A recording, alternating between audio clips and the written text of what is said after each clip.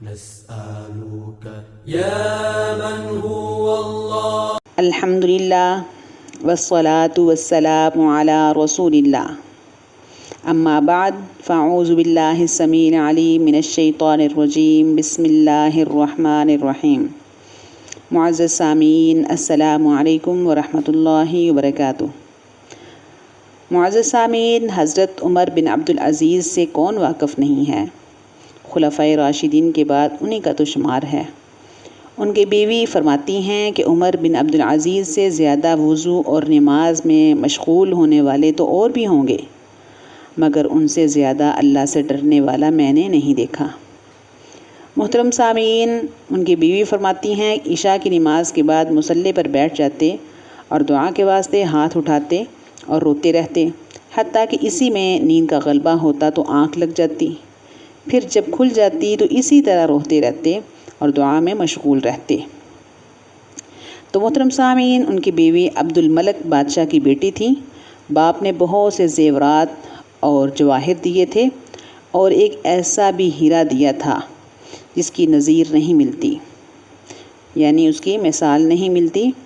تو محترم سامعین، جب وہ شادی کے بعد اپنے شوہر کے گھر آئی تو حضرت عمر بن عبدالعزیز نے اپنی بیوی سے فرمایا، دو باتوں میں سے ایک اختیار کر لو، یا تو وہ زیور سارا اللہ کے واسطے دے دو، میں اس کو بیت المال میں داخل کر دوں، یا مجھ سے جدائی اختیار کر لو. مجھے یہ چیز ناگوار ہے کہ میں اور وہ مال ایک گھر میں جمع رہیں. بیوی نے عرض کیا، وہ مال کیا چیز ہے؟ میں اس سے کئی چند زیادہ پر بھی آپ کو نہیں چھوڑ سکتی. تو محترم سامعین، یہ کہہ کر سب بیت المال میں داخل کر دیا. تو حضرت عمر بن عبدالعزیز کے انتقال کے بعد جب عبد الملک کا بیٹا یزید بادشاہ بنا تو اس نے بہن سے دریافت کیا کہ اگر تم چاہو تمہارا زیور تم کو واپس دے دیا جائے.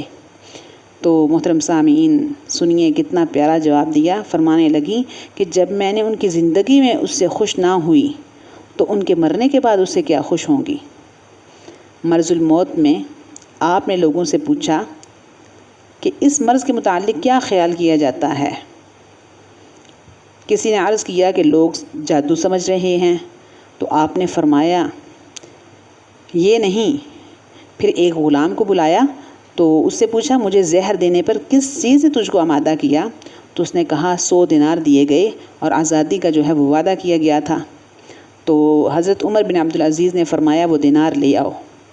اس نے حاضر کیے تو آپ نے ان کو بیت المال میں داخل فرما دیا اور اس غلام سے فرمایا تو کسی ایسی جگہ چلا جا جہاں تجھے کوئی نہ دیکھے. تو محترم سامعین، انتقال کے وقت مسلمہ ان کی خدمت میں حاضر ہوئے اور عرض کیا کہ آپ نے اولاد کے ساتھ ایسا کیا جو کسی نے بھی نہیں کیا. آپ کے 13 بیٹے ہیں اور ان کے لیے نہ آپ نے کوئی روپیہ چھوڑا نہ پیسہ. تو محترم سامعین دیکھیے کتنا پیارا جواب دیا. جب ان سے یہ سوال کیا گیا کہ آپ نے کیوں نہیں چھوڑا تو انہوں نے فرمایا ذرا مجھے بٹھاؤ. بیٹھ کر فرمایا میں نے ان کا کوئی حق نہیں دبایا اور جو دوسروں کا حق تھا وہ ان کو دیا نہیں، یعنی اپنے بیٹوں کو دوسروں کا حق نہیں دیا. بس اگر وہ نیک اور صالح ہیں، میری اولاد جو ہے، میرے بیٹے اگر نیک ہیں صالح ہیں تو ان کو اللہ جل شانہ جو ہے اتنا عطا کرے گا کہ ان کی سوچ سے بھی زیادہ، یعنی اللہ تعالیٰ خود ان کا کفیل ہوگا. اس لیے قرآن پاک میں ارشاد ہے وَهُوَ يَتَوَلَّى الصَّالِحِينَ، وہی متولی ہے صلحاء کا، نیک لوگوں کا وہی پالنہار ہے. اگر وہ گناہگار ہیں تو میں ان کی جو ہے مجھے ان کی کوئی پرواہ نہیں ہے. تو محترم سامعین دیکھنے والوں نے پھر کیا دیکھا، ایک وقت آیا ایسا، وہی مسلمہ جس نے یہ کہا تھا کہ آپ نے اپنے اولاد کے لیے کچھ نہیں چھوڑا، نہ جائیداد نہ پیسہ نہ کچھ ان کے لیے کہ ان کے آگے والی زندگی کے کام آئے. تو ایک وقت ایسا دیکھا دیکھنے والوں نے کہ مسلمہ کے بیٹے جو ہیں بھیک مانگتے ہوئے دیکھے گئے اور حضرت عمر بن عبدالعزیز کے بیٹے جو ہیں وہ تقسیم کرتے ہوئے دیکھے گئے فقراء مساکین میں. اتنا اللہ نے ان کو مال دیا کہ وہ فقراء اور مساکین میں جو ہیں وہ تقسیم کرتے تھے. تو محترم سامعین جو اللہ کا ہو جاتا ہے اللہ تعالیٰ اس کا ہو جاتا ہے۔ ما کان للہ کان اللہ لہ، جو اللہ کا ہو گیا اللہ اس کا ہو گیا۔ اس لیے ہم جو ہیں وہ اپنے آپ کو اللہ کے حوالے کر دیں اور وہ کام کریں جس سے اللہ اور اس کا رسول راضی ہو۔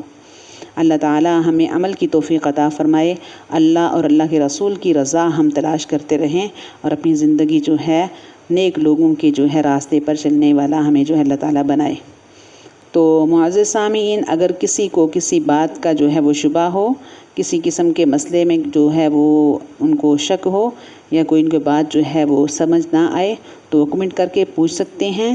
اور اگر کسی کو جو ہے کسی وظیفے کی ضرورت ہو، کوئی پریشانی ہو، کوئی مسئلہ ہو تو وہ بھی جو ہے وہ آپ میرے سے وظیفہ پوچھ سکتے ہیں۔ میں اس کے بارے میں جو ہے وہ ویڈیو بنا کر اپلوڈ کر دوں گی۔ اگر کسی کو وظیفہ پوچھنا ہو، اگر کسی کو کسی مسئلے کے بارے میں پریشانی ہو تو آپ جو ہے مجھ سے کمنٹ میں پوچھ سکتے ہیں۔ میں انشاءاللہ ویڈیو جو ہے بنا کر اپلوڈ کر دوں گی۔ اللہ تعالیٰ ہم سب کا حامی و ناصر ہو۔ اللہ تعالیٰ ہم سب کی پریشانیاں دور فرمائے، ہر قسم کی مشکلات دور فرمائے اور ہمیں جو ہے وہ نیک لوگوں میں ہمارا شمار فرمائے۔ آمین ثم آمین۔ السلام علیکم ورحمۃ اللہ وبرکاتہ۔